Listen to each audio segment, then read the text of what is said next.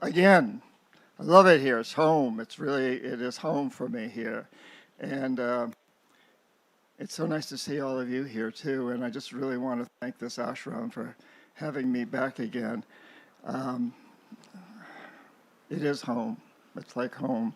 And I just want to say that the book that was just announced is not a political book. It sounds like it is, so I just wanted to make that clear. And we're not going to get into any politics here tonight. I like to open these events with a word or a couple of words strung together from deep in the Amazon rainforest. I spent a lot of time in the Amazon. I was just there a month ago. And there's many languages, but there's one that's particularly popular in various parts called Tupi. And they have a word there, ababare. And ababare, I've said this here before, we love this word here because it means good morning, good evening, good afternoon, good night, I love you, how are you? So, ababare. Is there anybody out there? Ababare. A little louder, ababare. All right, thank you. Thanks. And one other comment I would make is if you really want to have a wild time, try spending a few days in Reykjavik, Iceland with Lady Gaga and Yoko Ono.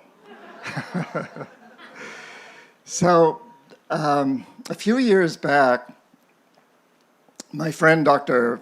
Edgar Mitchell called me early in the morning, and he sounded distraught. He sounded really upset. He said, I don't know whether you've heard, but this morning Alan died.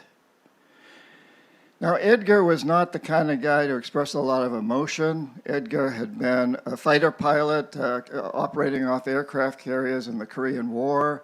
Then he became the right stuff. He became a Navy test pilot.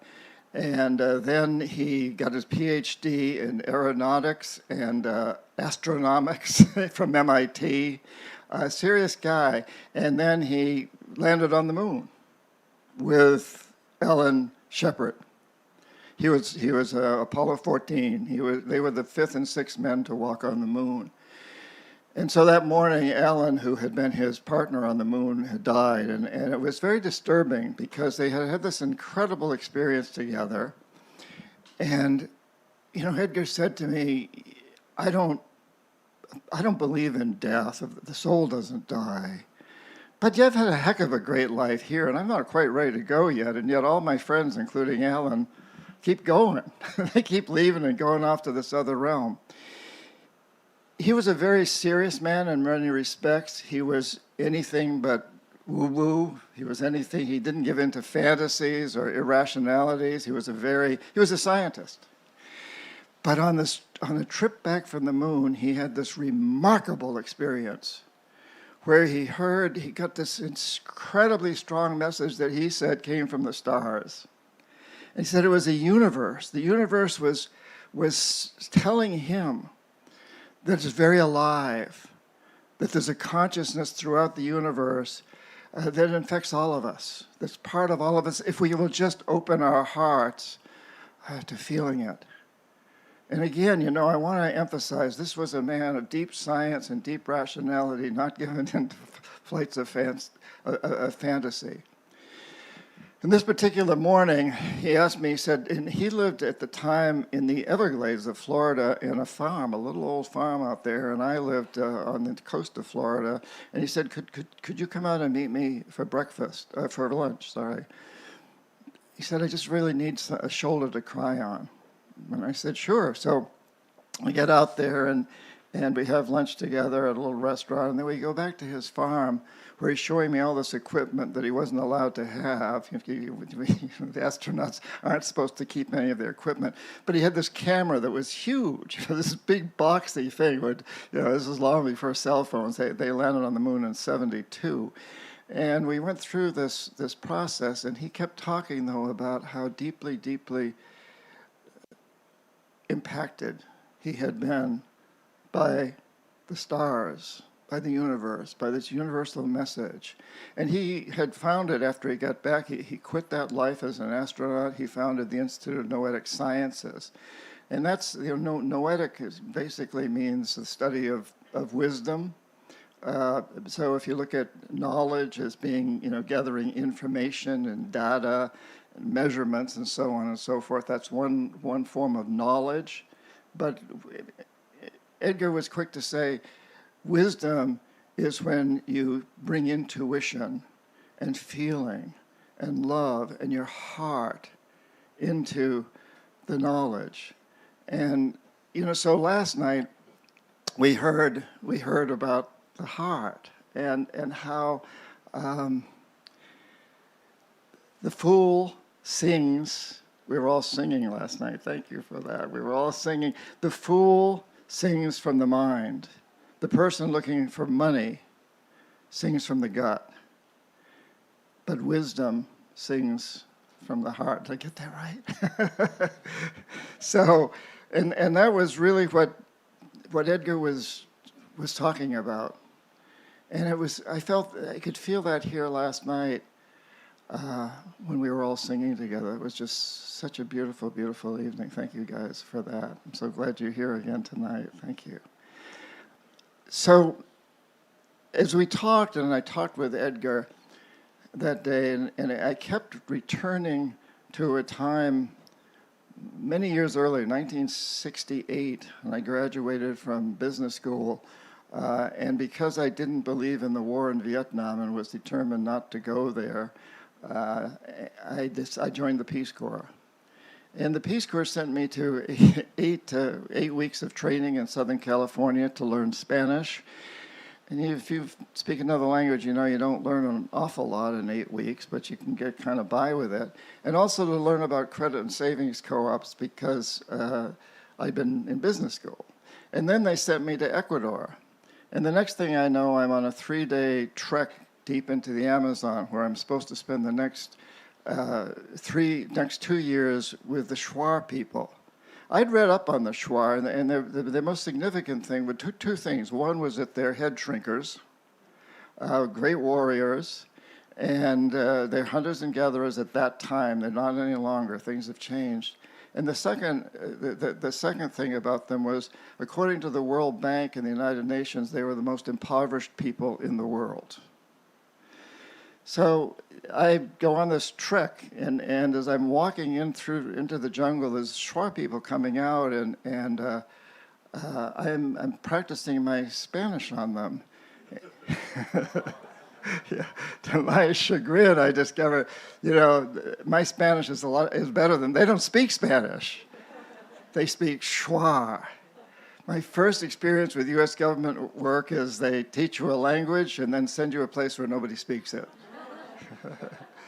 And I'm going into the jungle, and I'm really miserable. I'm homesick. I'm crying. Nobody can tell I'm crying because it's raining. It's the rainforest.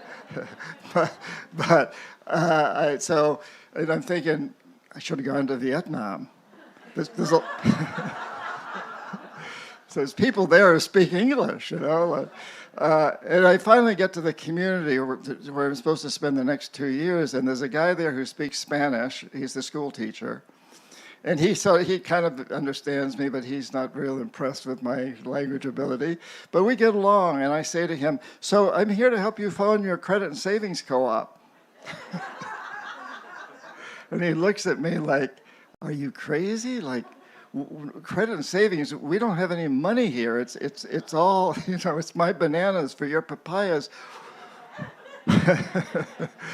Why are you really here? Why are you really here? That's a good question. So the second big experience with the U.S. government was they teach you a skill and then send you to a place where nobody can use it. But I was raised in New Hampshire. We go back about 300 years of Yankee Calvinists. And if there's one thing that's drilled into us, it's when you're sent out to do a job, you do it. So every night I'd get up I'd stand in the center of the community, and in my lousy Spanish, I would speak out about the incredible importance of credit and savings co-ops because that was my job, you know? And I didn't have anything else to do anyway. And a funny thing happened. Every night, every afternoon, and more and more people would come in to hear me. And they were coming from way out in the jungle, and some of them, oh, Chubby's here. This cat, I love this cat. So he always comes, right? He comes to hear me. You like these stories, don't you, Chubby? Have a seat. So people would come from way out in the jungle, and Chubby, come on up here. Last time I was here, I think he came on the stage with me. I have 2 cats at home. So where was I? So anyway, people would be coming from all over. They'd have to go home at night. They didn't have flashlights, of course. They walked through the jungle. And I'm thinking, wow, we are really going to form a credit and savings co-op here. These people are hearing me. And the school teacher takes me aside late one afternoon. He says, I just want to tell you, have you noticed that there aren't any newspapers here? Nobody could read. Yeah. He said, have you noticed there aren't any radios or televisions here? Live, every night. Actually, the word had gone out that there was a crazy man. I was taller than anybody else. I was blonder in those days even than I am now. I'm blonde, incidentally, in case you're wondering what color my hair is. It's blonde. So tall, blonde, skinny, lanky, couldn't speak their language, get up every night and go on and on about something that the one guy who could understand me, the school teacher, says it's all nonsense anyway. This guy's not going to live much longer. You better come and see him.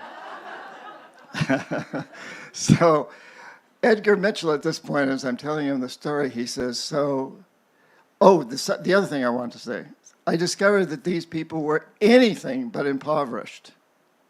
They lived great lives. They had no currency, no money, but they had plenty of bananas and papayas to exchange. They had very close family units. The jungle provided everything. They were only poor by our standards.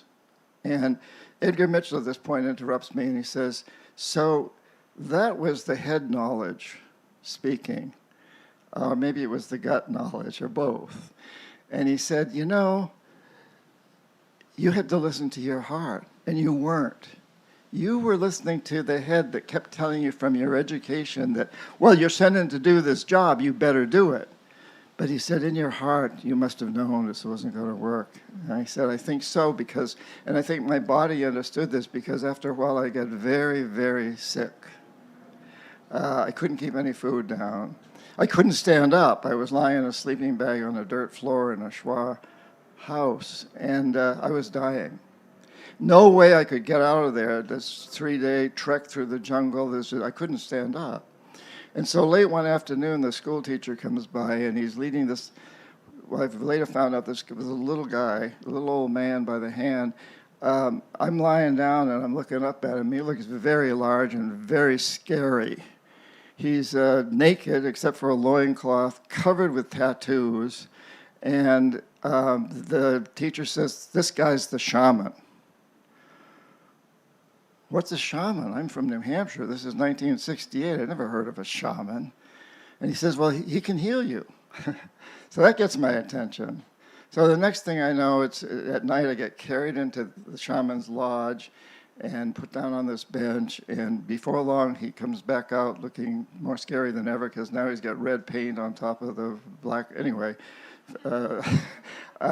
And he sits down on a little stool next to my bench. And he starts pouring this liquid into a little cup, and then he sings into it. He's singing and he's chanting into it, and then he's spitting into it. He's like, how many of you know what ayahuasca is? Okay, well, that's what this was. Of course, I'd never heard of it. Nobody ever had that I knew of except these people. But and then the next thing I know, he hands me this little cup and this little gourd and says, drink. It's all coming through the translator from this teacher. Drink it fast. So I do, and it's pretty awful tasting, but I had some awful tasting medicine up in New Hampshire, so what the heck. And the next thing I know, I'm having these really weird experiences. And one of the things is I feel like I have to vomit. But I haven't eaten anything in days. So as I do this, the only thing that comes out are snakes. And these snakes hit the ground, and they turn into roots that go creeping out here and become trees. I thought that was pretty interesting. Anyway, that night, I had a remarkable experience. So as I'm going into this deep trance state, I hear this concept, this voice speaking to me, and it's saying, the food and drink will kill you. The Shuar and most people in the jungle don't drink water from the rivers because they know the rivers are filled with organic matter, dead trees, dead animals. The women make a kind of beer called chicha by chewing manioc root and spitting it. And it sets up a fermentation process that creates this kind of alcoholic drink that you can then mix water with, and it's safe to drink. Well, I'm drinking a lot of spit beer because I had to rehydrate. And they have some very strange foods that you eat too. Like what a delicacy is you reach into an old rotting log and pull out a handful of squirming white grubs and down the hatch. So I'm eating a lot of squirming white grubs and other things because there weren't any Cliff Bars.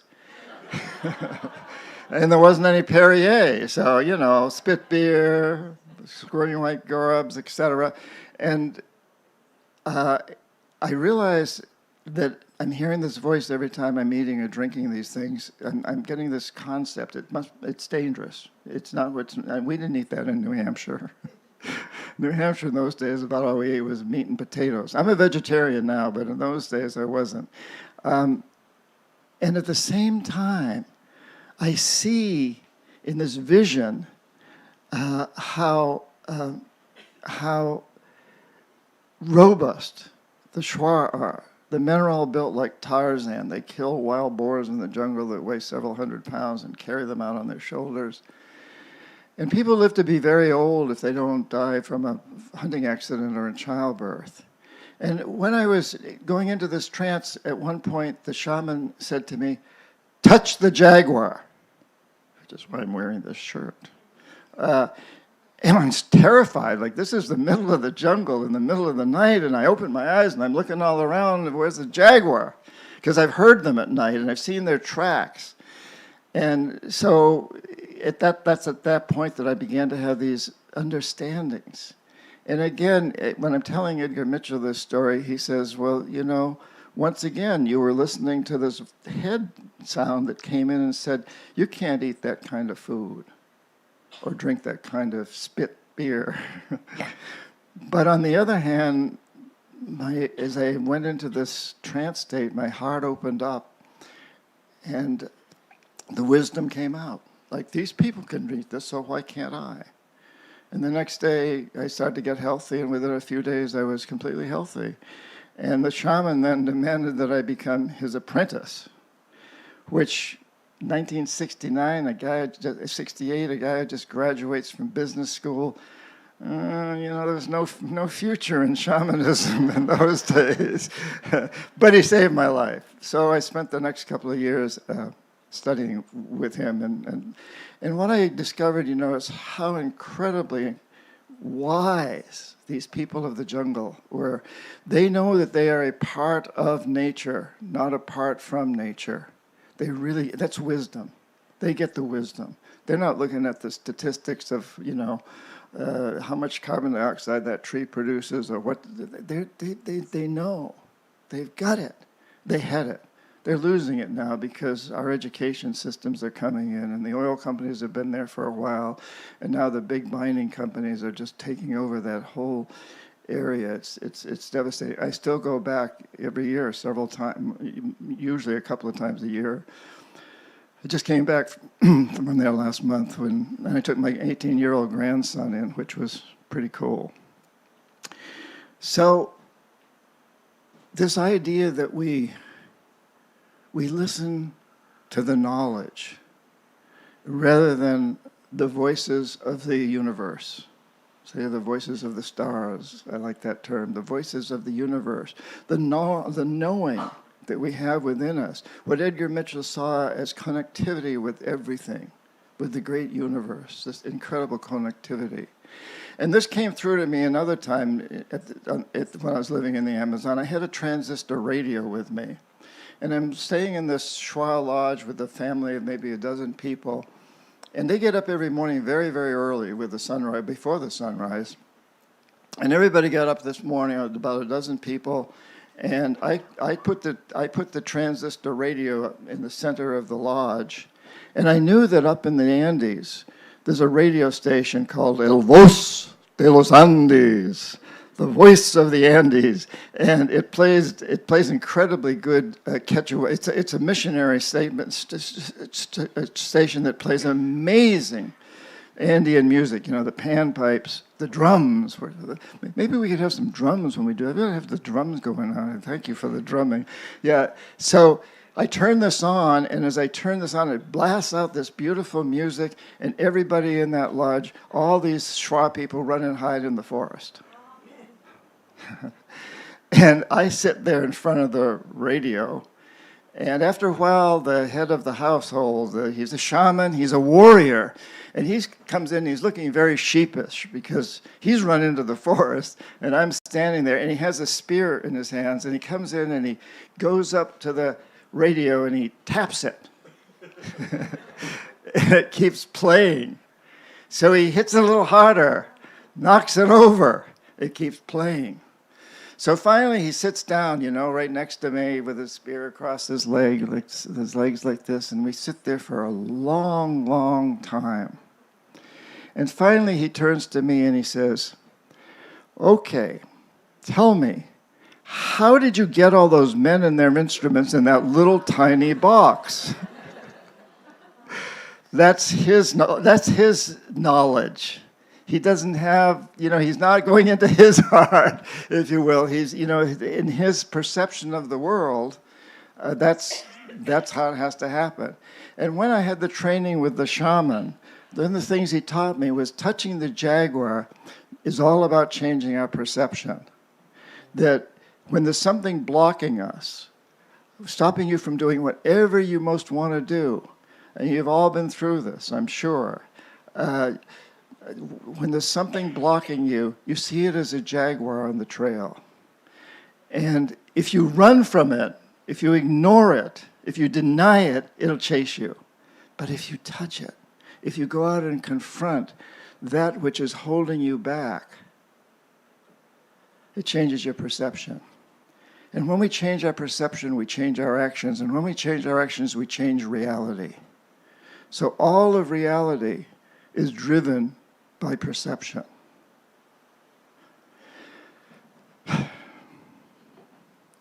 So that was a powerful experience.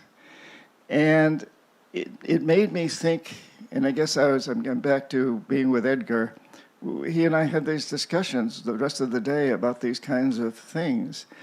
And I mentioned how I'd taken my daughter, who was young at the time, to Edison's laboratory over on the west coast of Florida. He had a laboratory there, one in New Jersey. And you get this guided tour through this laboratory that's all this, tubing, glass tubing and typical laboratory. And then the guide takes us out. He says, "I'm going to take you now to the most important room." And you go out of the laboratory and you go down this corridor, and he opens the door to this little room that's like about a broom closet size, and in there's a cot. And the guide says, "Now, Edison came here every day and took a nap for 20 or 30 minutes. Well, I went and did some research, and he didn't call it napping. He said that's where he got all his ideas. He called it meditating. Every day he went in, he said, and this was so connected with that little radio, he said, I didn't invent the light bulb. The idea was always out there. I just reached out and grabbed it and pulled it in. And then I had to experiment with about 1,000 different filaments and vacuum tubes and see which ones would work. The same concept of going out there and reaching it. And the shaman, once he'd gone through his whole experience and thought about this, he came back to me and he said, this is several days later, he said, I've been thinking about that little radio of yours, and it's just like us shamans. We know, I missed the point where I'd explained to him that there was a tower up in the Andes sending these energy waves down, and the radio could pick it up. I'd explained that to him that day when we went through the experience. So he comes back and he says, we shamans, we do exactly the same thing. This energy is floating around, everything we need, all the knowledge, all the wisdom, all the energy we need, we just have to grab and pull it down. Profound. And where do our thoughts come from? Where does all that come from? You also know today, this room, Lady Gaga is in this room. And so are the Beatles, and so is every page that's ever been written. All you got to do is pull out your phone and get it. Which means it's here, doesn't it? I mean, isn't it? Wow. So we're surrounded by this incredible body of energy, of knowledge, and the wisdom that goes with it if we'll just open ourselves to it, if we'll just open our hearts to it.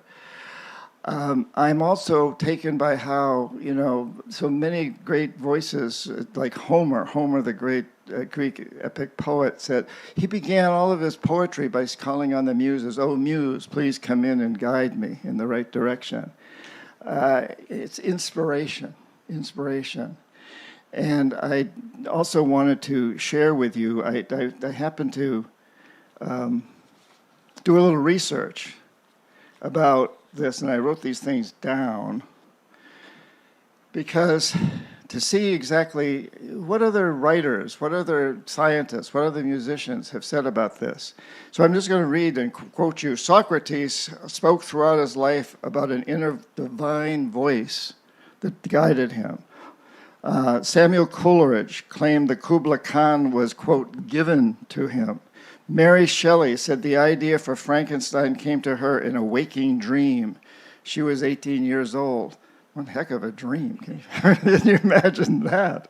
Robert Louis Stevenson wrote that his best fiction was inspired by what he called his brownies, small people who worked in his dreams while he slept. William Blake said his long prophetic poem, Milton, was dictated to him from the spiritual world. He described the process as taking dictation rather than composing. Rilke wrote almost nothing for 10 years and then experienced a hurricane of inspiration, lasting several days, during which he completed some of his greatest works, saying he had been used as an instrument from the stars. Harriet Beecher Stowe said that she wrote Uncle Tom's Cabin, that said that she did not write Uncle Tom's Cabin, that God wrote it, and she merely held the pen. And I looked this up on AI to confirm that, and AI added, given the book's historical importance, it is one of the more consequential claims of divine dictation ever made.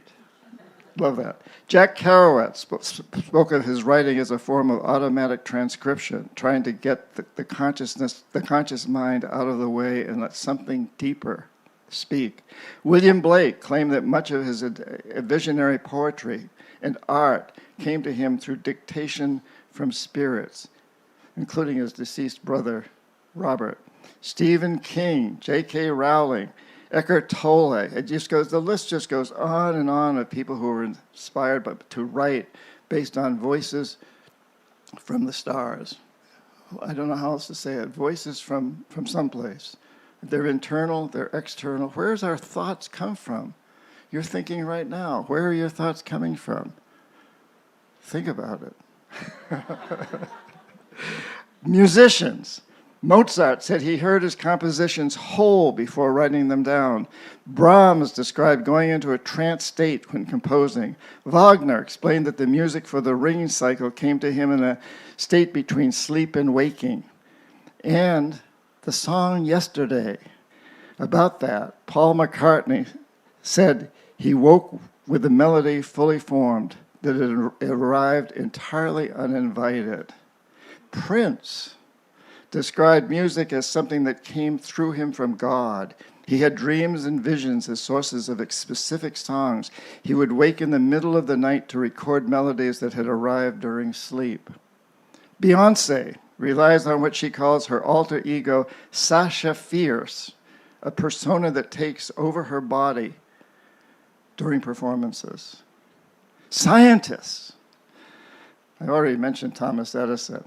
Albert Einstein spoke repeatedly about the role of intuition and what he called a kind of musical, almost mystical sense of the universe's underlying order. He said that his greatest insights did not arrive through logical reasoning, but through something more like feeling or imagination, and that he would then use mathematics to verify what he had already sensed. He made his famous for his thought experiments.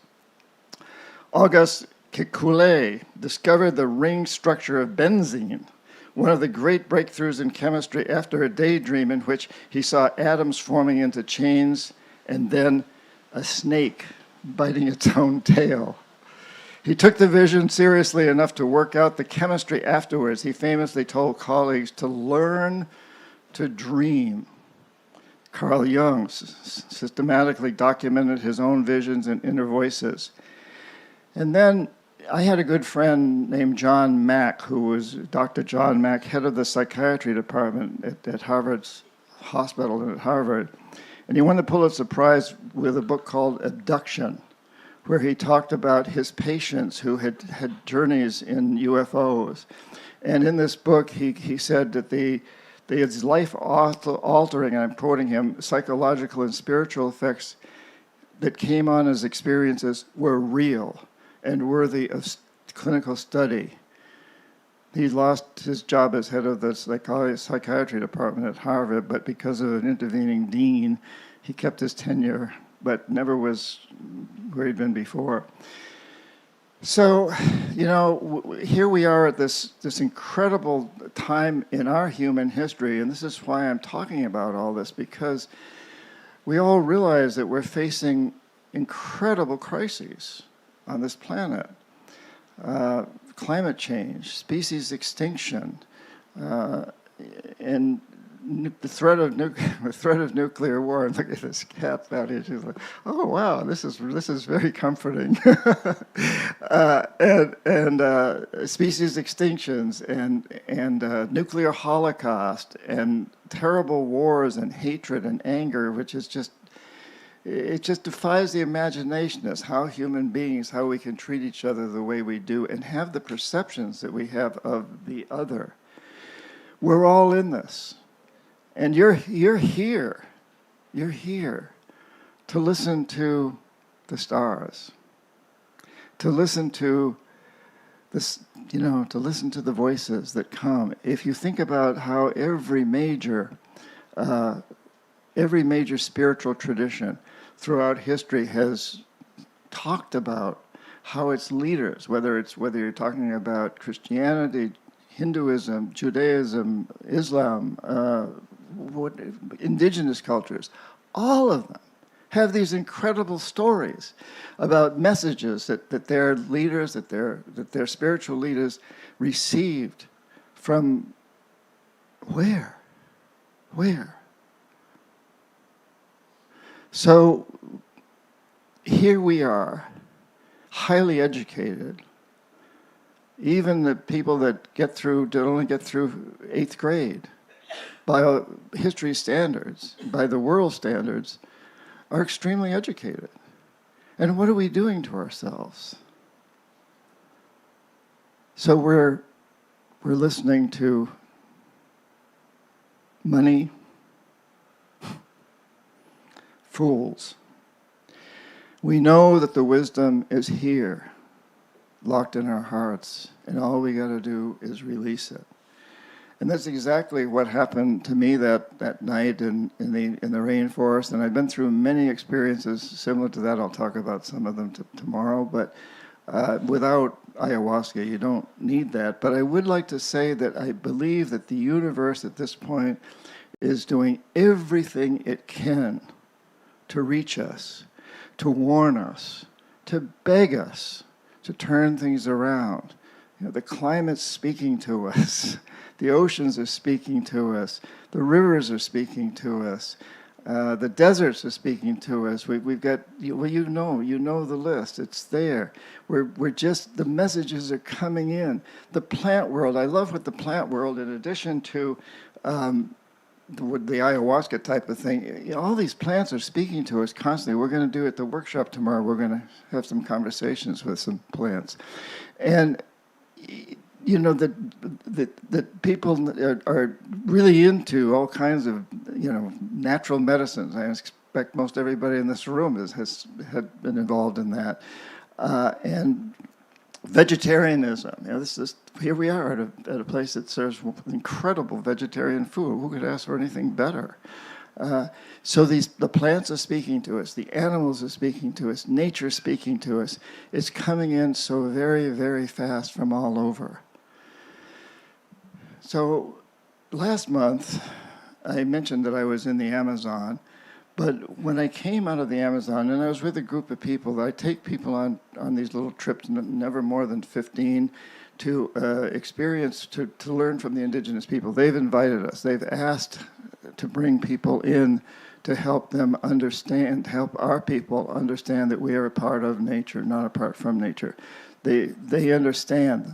That's where we go now. We go deep, deep, deep into the Amazon. We had been through an incredible experience there. And when we came out, we were in the Andes, and we were taken by a shaman through this tunnel. It's about 400 feet. It's at about 9,000 feet altitude, 400 feet through hard volcanic rock. This ancient tunnel, it's about that high, and you wind around, and when you're in that tunnel, it's very, very mystical. You feel the presence of something. And after we came out, it was explained that some topographical surveys have shown that this tunnel is designed exactly in the form of the Big Dipper. And that the local people there still have a tradition that's come down through oral tradition, oral stories for hundreds, perhaps thousands of years, that this tunnel, which was built, they know it was at least 2,000 years old, that it was built to connect Mother Earth with the universe, with the stars. And at the very end is a big round room that's still in this tunnel, and it's like a little chapel. And so the whole idea here was that the word Pachamama in Quechua means Mother Earth, Mother Universe. It's usually translated these days as Mother Earth, but it's bigger than that.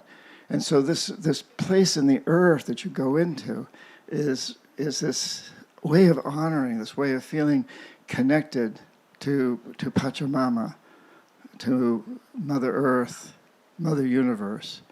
And if we look throughout history, if we look throughout our own experience as human beings, and we understand that we've been calling ourselves humans for about 200,000 years.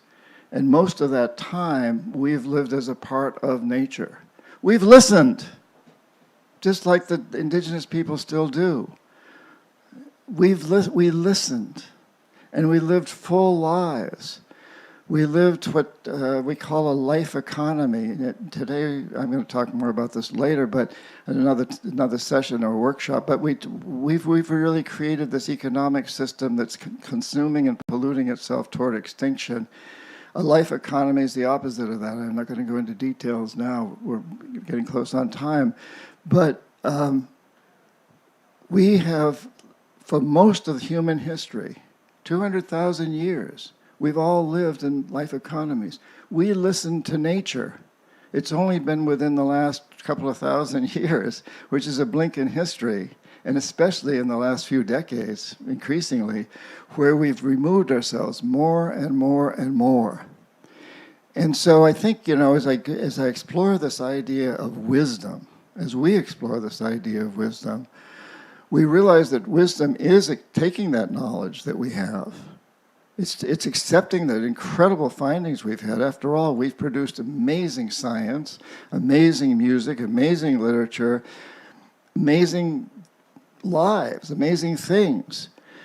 But now it's time to understand that we must integrate these with the larger picture, with the whole universe, with our existence within this universe. And it's a very, very exciting time. I have to say that, I feel so happy, so blessed to be alive right now, and I think we all should, because we're at this time where we're really beginning to understand this. One final thing I wanted to mention is the book that was mentioned in my most recent book, which is a novel. It's the first novel I've written, and it's only available digitally through my website, or you can get it at Amazon or anywhere. It's called Message from Pleiades, Pleiades being a constellation, the Seven Sisters, and the author is actually J.P. Moody. Well, my name is John. My wife loves this, Moody Perkins. My mother's maiden name was Moody, which is a really great name if you go back in literature, but these days it has kind of, these strange connotations. I'm not Moody. But I didn't, as a novel, and I've got all these nonfiction books, I thought it'd be fun to write it, so it's J.P. Moody. Anyway, it talks about the Mayan cosmology, which I'm going to get into more in the next few days. But the Mayan cosmology, so the Mayans built these phenomenal cities that some of you may have seen, these vast pyramids, huge cities, amazing cities, many of them. In the process of building these cities, they drained the swamps and cut the trees, and they changed the climate of the whole Yucatan Peninsula and much of what is now Mexico, Honduras, and Guatemala.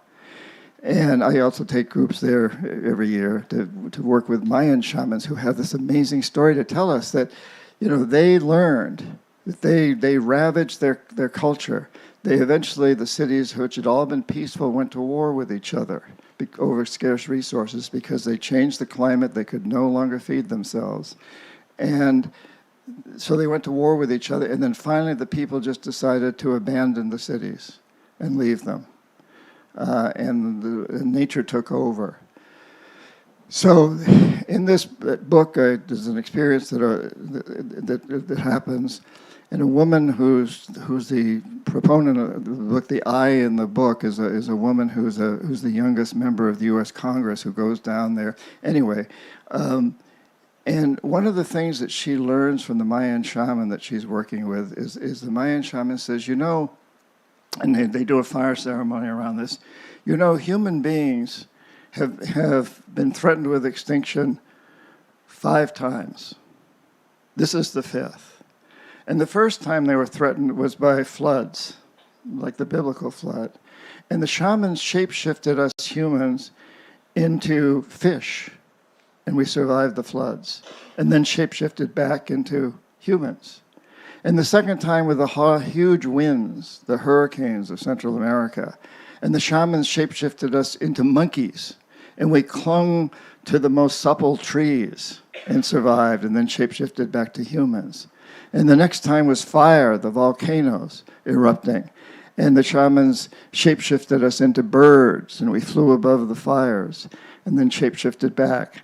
And then the 4th time was the earth. The earthquakes opened up, the earth opened up, and the shamans shape-shifted us into bats, and we flew down and enjoyed being in these caves that were made in the earth.